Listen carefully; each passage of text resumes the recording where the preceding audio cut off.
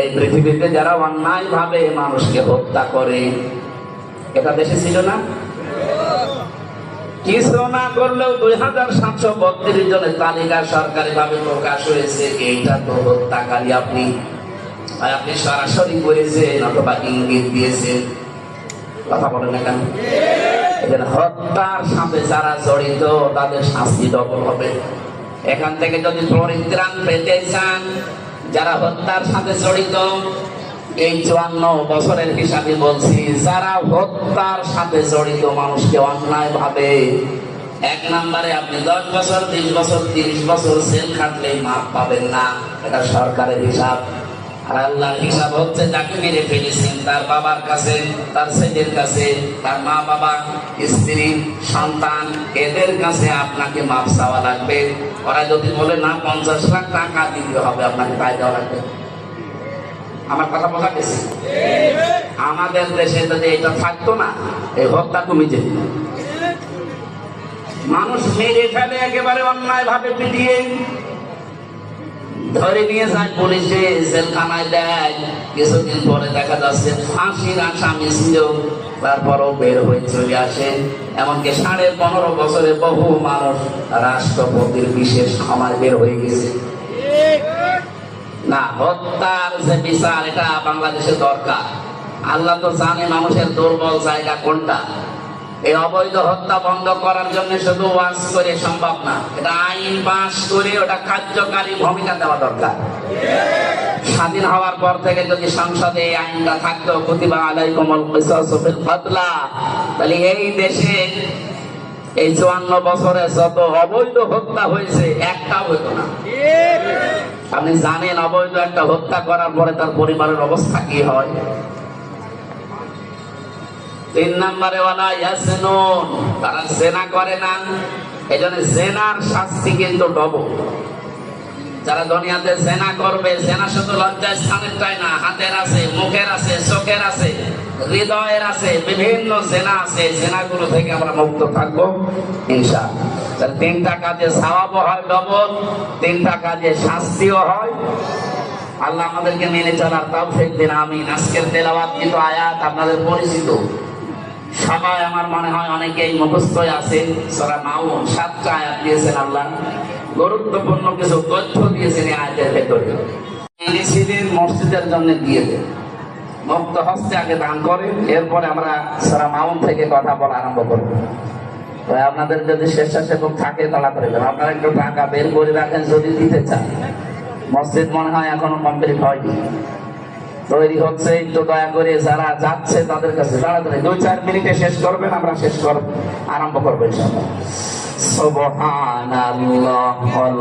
সেই হিসাবে আমরা একটু ফল খেয়ে নি, বলেন তো সুবহানাল্লাহ, আলহামদুলিল্লাহ, লা ইলাহা ইল্লাল্লাহ, সুবহানাল্লাহ, আলহামদুলিল্লাহ, লা ইলাহা ইল্লাল্লাহ। হ্যাঁ, যে যেখানে যা পেয়েছেন কমিটির কাছে জমা দিন। লা ইলাহা ইল্লাল্লাহু মুহাম্মাদুর রাসূলুল্লাহ। টাঙ্গাইলবাসী সূরা মাউন, মাউন শব্দের শাব্দিক অর্থ ব্যবহারিক জিনিসপত্র। রব্বুল আলামিন বলেন আরাআইতাল্লাযী ইউকাযযিবু বিদ্দীন, আরাআইতা হরফে ইসতিফহাম, প্রশ্নবোধক চিহ্ন, এটা ইন্টারগেটিভ সেন্টেন্স। আল্লাহ প্রশ্ন দিচ্ছেন, হে নবী আপনি কি দেখেছেন ওই মানুষগুলো যারা কিয়ামতের দিন যে বিচার হবে এটা বিশ্বাস করে না, কিয়ামত যে আছে এটা বিশ্বাস করে না, আপনি কি এরকম মানুষ দেখেছেন? বিশ্বনবী বলেন, কই আমার সাথে যারা চলাফেরা করে, আমার আশপাশে থাকে, এদের ভেতরে তো আমি আচরণ পাই না। এরা তো মনে হয় যে কিয়ামতে বিশ্বাসী। এখানে আমরা যারা আছি কিয়ামত হবে বিশ্বাস নেই, কার হাত বলেন তো? আছে? নেই। তার মানে এখানে নারী পুরুষ যারা আছি, অন্য ধর্মের হয়তো লোক নেই, এই জন্য আমরা বিশ্বাস করলাম যে কিয়ামত হবে। এমনকি হিন্দু ভাইরা যারা আছে তারা কিয়ামত হয়তো বিশ্বাস করে না, কিন্তু পুনরুত্থানে বিশ্বাস করে। আমার আবার ওঠা লাগবে। এইটাই তো আমরা বিশ্বাস করি যে আমাদেরকে আবার ওঠা লাগবে। ওদের বিশ্বাস হচ্ছে পৃথিবীতে আমাদেরকে আবার ফেরত পাঠানো হবে আমাদের ভালো কাজ মন্দ কাজের কারণে। ভালো কাজ করলে ভালো ভালো মানুষ করে পাঠাবে, আর মন্দ কাজ করলে কুকুর শিকার বিড়াল করে পাঠাবে। তা আমাদের বিশ্বাস আমাদের মারা যাওয়ার পরে আবার ওঠা লাগবে। এরপরে আবার ফিরে যাওয়া লাগবে আল্লাহর কাছে। সাহাবীরা জিজ্ঞাসা করলেন, হে নবী, আয়াতটা নাযিল হওয়ার পরে আল্লাহকে আপনাকে আর কিছু জানিয়েছে? নবীজি বললেন, এ পর্যন্ত নাযিল হওয়ার পরে ফেরেশতা জিবরাইলের সাথে আমার কথোপকথন হচ্ছিল যে আমি তো কিয়ামতের অবিশ্বাসী মানুষ আমার সামনে পাই না, আমার আশপাশে যারা আছে এরা তো সব দেখি কিয়ামতে বিশ্বাসী। রব্বুল আলামিন বলেন, না ফাযালিকাল্লাযী ইয়াদউল ইয়াতীম। হে নবী, কিয়ামত বিশ্বাস করে না ওই মানুষগুলো যারা এতিমের গলায় ধাক্কা দেয়। টাঙ্গাইলবাসী এতিম মানে কি? আমরা অনেকেই মনে করি মা বাবা যাদের নেই এরা এতিম। হুমায়ুন সাহেবের মা বাবা আছে, এটা এতিম। এতিম অনেক, কিন্তু অনেক বুড়ো এতিম। আমার মা বাবা আছে, আমি তো আর এতিম না। এতিম কাকে বলে অনেকে আমরা জানি না। তমন শব্দ আমি একটা অভিধানে দেখেছিলাম, তমন শব্দ থেকে এই শব্দটা যদি একাম, এটা আর একটা অভিধান। যার খাদ্যের জন্য হাহাকার, খাবারের জন্য যারা চেষ্টা চালিয়ে বেড়ায়, এই মানুষগুলোই এতিম। কোরআনে কারিমে সূরা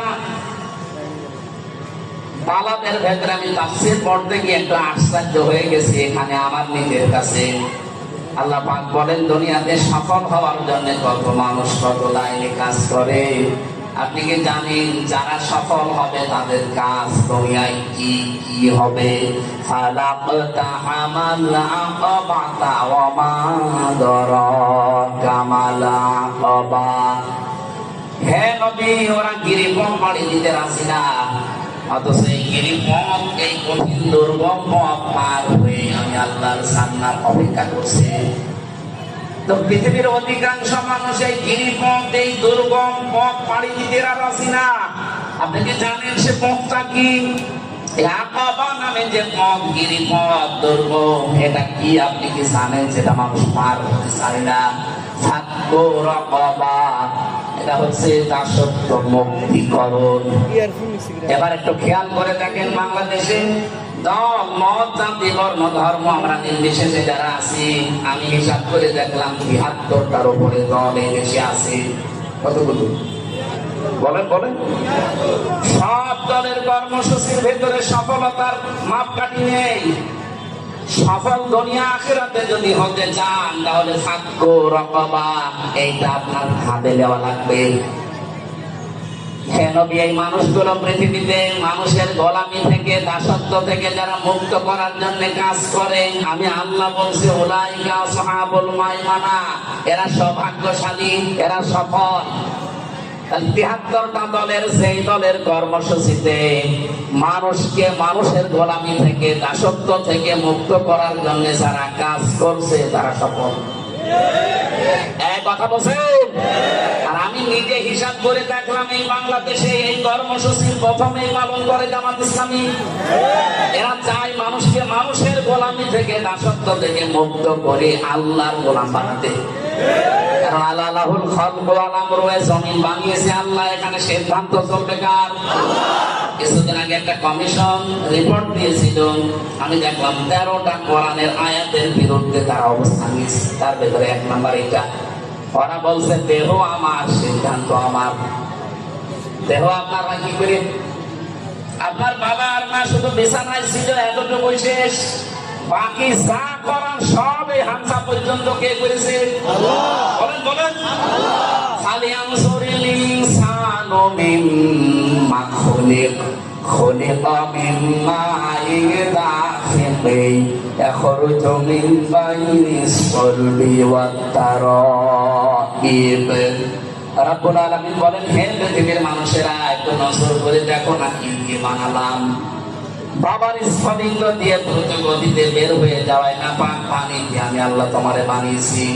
আল্লাহ এখানে সলবন 1 বছর দিয়েছেন, আর তার দিয়েছেন বহু বছর। আরবি গ্রামার আমি পড়েছি, এই অভিধানগুলো দেখতে গিয়ে দেখলাম সলবন এটা পুরুষের লজ্জাস্থানকে বলে, আর তারাইব এটা মেয়েদের লজ্জাস্থানকে বলে। বলেন তো, মানুষ তৈরি করার জন্য মা বাবা দুইজনের লাগে না একজন হলেই হয়? বলেন বলেন।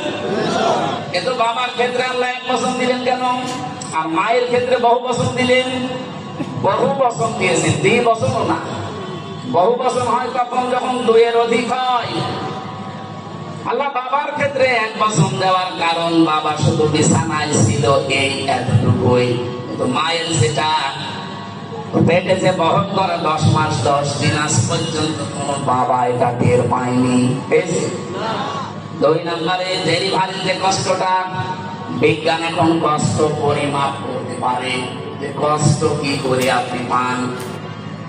এই যে সামিয়ানাটা যদি ভাইকে বলি এটা একটু পরিমাপ করে দেন, তো উনি ফিতা দিয়ে মেপে দিতে পারবে না। বলেন, কষ্ট যে আপনি পান এটা পরিমাপ করার যন্ত্র আছে। এই পৃথিবীতে যত পুরুষ মানুষ আমরা আছি, সর্বোচ্চ 45 ডিগ্রি 45 ইউনিট কষ্ট যদি আপনাকে দেওয়া হয়, আপনি মরে যাবেন। এর বেশি কষ্ট পেলে মানুষ তখন হার্ট অ্যাটাক করে, হার্ট ফেল করে। একজন মা আমাদের মুখ এই দুনিয়ায় দেখাতে গিয়ে 57 ইউনিট কষ্ট সহ্য করে। পৃথিবীর কত শক্তিশালী পুরুষ হোক এটা পারবে না। বলেন তো, কোথায় 45 কোথায় 57? 32টা নাড়ি ছিঁড়তে ছিঁড়তে আসে একটা মানুষ।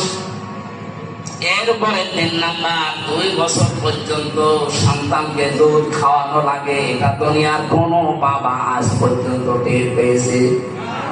টের পাবে কি করে? বাবাদের মেশিন পত্র আছে? এটা সব আল্লাহ মাকে দিয়েছেন, যদিও দুধ খাওয়ানোর দায়িত্ব মায়ের না, দুধ খাওয়ানোর দায়িত্ব কিন্তু বাবা। প্রশ্ন আসতে পারে, এতদিন পরে নতুন কথা শুনলাম, বাবা দুধ খাওয়াবে, জিনিসপত্র পাবে কোথায়? দায়িত্ব বাবার, মা পালন করে দিচ্ছে। আপনি কোরআনে দেখবেন সূরা বাকারা 2 নম্বর পারা 17 নম্বর পৃষ্ঠার 1 নম্বর লাইনে 233 নম্বর আয়াতে আছে, ওয়াল ওয়ালিদাতু ইরদিউনা আওলাদাহুন্না হাওলাইনি কামিলাইনি লিমান আরাদা আইয়ুতিম আওলাদা। এটা মুযাক্কার শব্দ। এখানে যারা আরবি বসে, মুযাক্কার মানে পুরুষ আর মুআন্নাস মানে মহিলা। আল্লাহ মেয়েদের নাম না দিয়ে লিমান আরাদা আইয়ুতিমা দিয়েছেন। যে দুধ খাওয়ানোর দায়িত্ব বাবা, পালন করে দেয় কে? মা যদি এই খাওয়ানো বাদ দেয়, মায়ের গুনাহ হবে না। এটা আমার মনে হয় মাইকে না বলায় ভালো ছিল। এখন যদি আমার ম্যাডামের বাচ্চার বয়স এখন 8 মাস, বাড়ি যাওয়ার পরে যদি বলে তোমার মেয়ে তুমি নাও, কিভাবে দুধ খাও বা খাওয়াও, আর আমারটা যদি খেতে হয় 5 লাখ টাকা দেওয়া লাগে, সাথে আমি ধরা পড়ে যাবো। কে বলে না যে ভুল হয়ে গেলে? এটা আমার মনে হয় মাইকে বলা ঠিক করে না, এটা কাটিং করে দিই। দুধ খাওয়ানোর দায়িত্ব পেলাম কার বলেন তো? বাবা। মা পালন করে দিচ্ছে 2 বছর পর্যন্ত। এই যে 3টা কষ্ট দুনিয়ায় কোনো বাবা পায়নি, এই জন্য আল্লাহ তারাই বহু বছর দিয়েছে। নবীজি আয়াতের ব্যাখ্যা করতে গিয়ে জানিয়েছেন, পৃথিবীতে বাবার চাইতে মায়ের সম্মান কমপক্ষে 3 গুণ আল্লাহ বেশি দিয়েছে। হক, তাদের মর্যাদা, সম্মান। আল্লাহ আমাদের মায়েদের প্রতি যে হক আছে এগুলো পালন করার তৌফিক দান, বলেন আমিন। আমি যে কথা জানাচ্ছিলাম, পৃথিবী তৈরি করেছে আল্লাহ, এখানে বিধান দেওয়ার ক্ষমতা একমাত্র কার?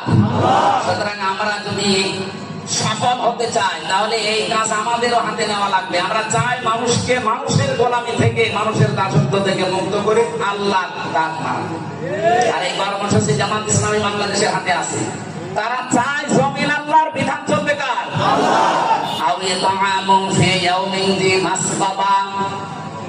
যে মানুষগুলো অসহায় নিঃস্ব, তাদের খাবারের ব্যবস্থা যারা করে, এই কর্মসূচিও আমরা দেখি যারা একামতের দিনের দায়িত্ব পালন করে তাদের আছে। আগস্টের 5 তারিখের পরে কত জায়গায় বন্যা, জলোচ্ছ্বাস, কত জায়গায় দুর্ভিক্ষ পর্যন্ত লেগেছিল ফেনীতে, কুড়িগ্রামে। এই দেশে সবাই কম বেশি চেষ্টা চালিয়েছে, বাংলাদেশ জামাত ইসলামী সর্বোচ্চ এগিয়ে গেছে।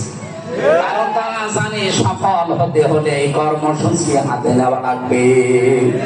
আমি জামাতের কর্মজীবন দেখেন না আপনারা, মুরব্বী মানুষ 60, 62, 64 বছর বয়স, দাড়িগুলো পেকে চুল পেকে সাদা হয়ে গেছে, এ পর্যন্ত পানির ভেতরে নেমে পড়ে গ্রামের ফেনীতে খাবার দিয়ে বেড়াচ্ছে। একটা একটা করে এখানে 5টা কর্মসূচির কথা আছে। আমার যেহেতু আর একটা কাজ আছে, এই জন্য আমরা খুব তাড়াতাড়ি করছি। কিয়ামত তারা বিশ্বাস করে না যারা এতিমের গলায় ধাক্কা দেয়, এতিমের খাবারের ব্যবস্থা করে না।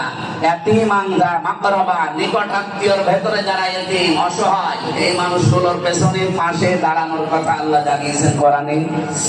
এরপরে ফাযালিকাল্লাযী ইয়াদউল ইয়াতীম দেওয়ার পরে দিয়েছেন ওয়ালা ইয়াহুদ্দু আলা তুআমিল মিসকিন। হে নবী, যারা মিসকিনকে খাবার দেয় না, এখানে সাকাম থেকে এসেছে শব্দটা, বসবাস করার জায়গা নেই যাদের, এই মানুষগুলোকে ঘরও নেই, এদেরকে মিসকিন বলা হয়। যারা মানুষের মাথা গোঁজার ঠাঁই তৈরি করে দেয়, কিন্তু বাস্তবতা আমরা দেখি অনেকের ঘর আরো কেড়ে নেয়। তার মাথা গোঁজার ঠাঁই তৈরি করে দেওয়া এতিম অসহায় যারা মিসকিন, এই মানুষগুলোকে নিজে খাবার দেওয়া, খাবারের জন্য উৎসাহ তৈরি করা। এই কর্মসূচিগুলো আমরা দল মত নির্বিশেষে যেন হাতে নিতে পারি, তাহলে আপনি কিয়ামতে বিশ্বাসী।